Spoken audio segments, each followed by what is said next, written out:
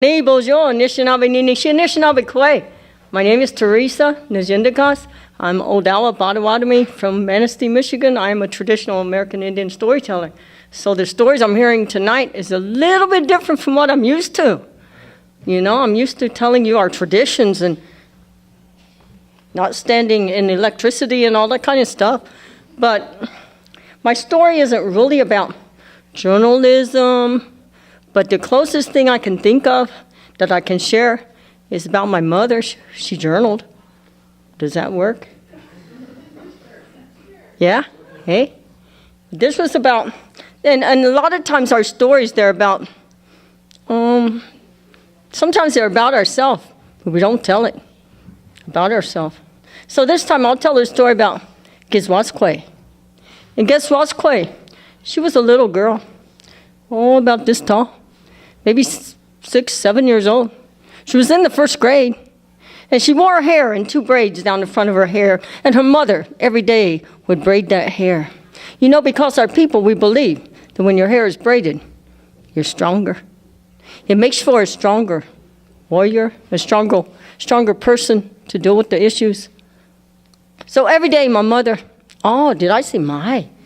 Gizwaskwe, her mother, she would braid her hair in 2 braids down the front. In Gizwaskwe, she would stand straight and tall. And she would get up at 5 a.m. and go work in the field and pick the berries, pick the tomatoes, work with the other workers. And then she would come home, and her mother would sing to her before she went to school. And she would sing a song. It kind of went like this. I don't have my drum, so we have to make shift. Way, hey ya, oh way, hey ya, hey yo. Way, hey ya, oh way, hey ya, hey yo. Way, hey ya, way hi yo. Way, hey ya, way hi yo. Way, hey ya, oh way, hey ya, oh way, hey ya, way hi yo. Now, her mother would sing that song over her every morning. You see, that song was a strong woman song. And although Gizwaskwe was a young girl, she needed that strength throughout the day. She went to a school that did not have other American Indian people. So she dealt with a lot of mocking, a lot of fun making. Actually, she never went by her name. She went by the name of Pocahontas that someone else gave her. So one day, as Gizwaskwe was getting ready for school, and Mommy had done braided her hair, they had done picked the crops, they came back home.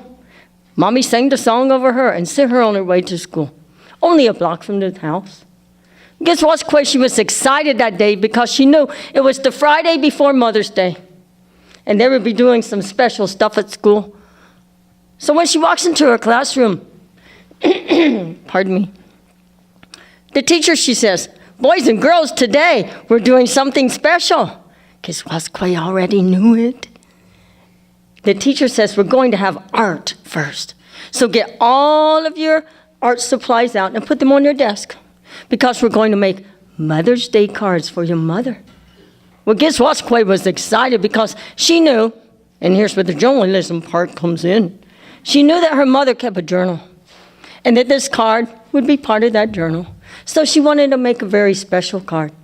Well, see, Gizwaskwe, remember, had those long braids. And sometimes they got in the way of Gizwaskwe when she was doing her artwork or she was eating her lunch. And so she would flip those braids behind her. It was just a habit. She meant nothing by it. Well, this day, as Gizwaskwe, she sat at her desk. She got all the things out to do the artwork, to make the special card for her mommy, to put in her journal. And she flipped her braid behind her as she was preparing to make the card. And all of a sudden, all the kids in the room, they start laughing. Gizwaskwe, she turns around. She doesn't see anything funny. She looks the other way, and she doesn't see anything funny. So she turns around and she looks at the boy sitting right behind her. And she saw what everyone else thought was funny was her braid, laying on his desk where he had decided to cut it off with his round-tip safety scissors. So guess what, Clay? She grabbed this braid and she ran all the way down the steps and all the way home, about a block away from the school. And as she ran in the door, "Mommy, Mommy," she yelled. Her mother was in the kitchen at the window doing the dishes. "Mommy, Mommy!" And she runs in holding her braid up. Mommy turns around and says, "What is it, Gizwas, Clay? What is it?" "Mommy, look, look."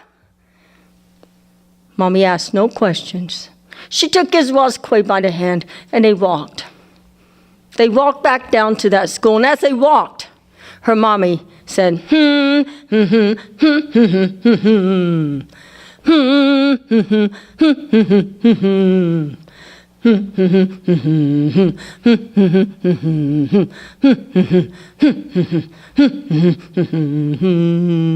She was trying to gain that strength, you see, from that strong woman song.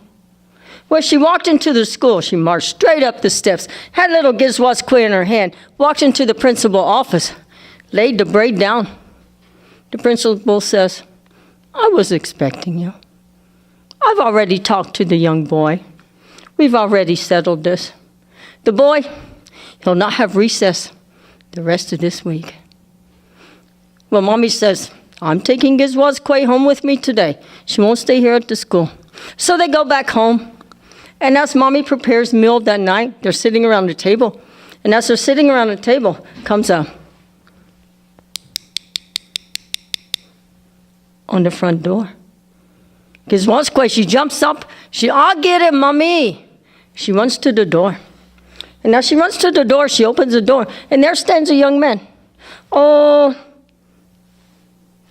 14, 15 years old. And Gizwas Clay, she didn't recognize the young man. She says, "Yeah, what is it?" "Here is a note. It's for your mother. It's from my mom." Well, Gizwas Clay, she takes the note. She walks in and lays it next to her mother. And she says, "Here, Mommy, it's a note for you." Well, her mother, she opens the envelope, and inside was a check. And the check, it was blank, but it was signed. And it was made out to her. But there was a note with that check. Mommy tore that up, got up from the table, took her drum, and said, "I'll be back. I need to go down to the water's edge." She threw that paper away, and nothing was ever said about that again. But you know that beautiful card that Gizwas Clay, it was in Mommy's journal. So years passed, and years passed, and years passed, and years passed, until Gizwas Clay's mommy, she became very ill. And Gizwas Clay, she was her caretaker. And on her mommy's deathbed, her mommy says to her one day, "Gizwas Clay, is there anything at all we need to settle? Anything you need to ask me? Any answers that you need before I travel on into the spirit world?" Gizwas Clay says, "How funny, Mommy, that you would say that. Just today I was thinking about when my braid got cut off. And that note came to the door. And you tore it up and you wouldn't tell any of us what it said. Mommy, what did that note say?" And Mommy responded with, "Oh, Gizwas Clay, that doesn't count. That's not important." Gizwas Clay said, "Hey, Mommy, it needs to be settled. There's something, a question in my heart. You said, is there anything needs to be settled? And that does, Mommy. Please tell me, what did that note say?" Mommy says, "I regret that I have to tell you this because I did say, is there anything you need to know? But that note said, here's a check. Make it out for whatever it takes to fix the girl's hair. Even though I know who you are, I still trust you to do this in an honest way." And Mommy, she laid in her bed, on her deathbed, as tears, they rolled down her cheeks.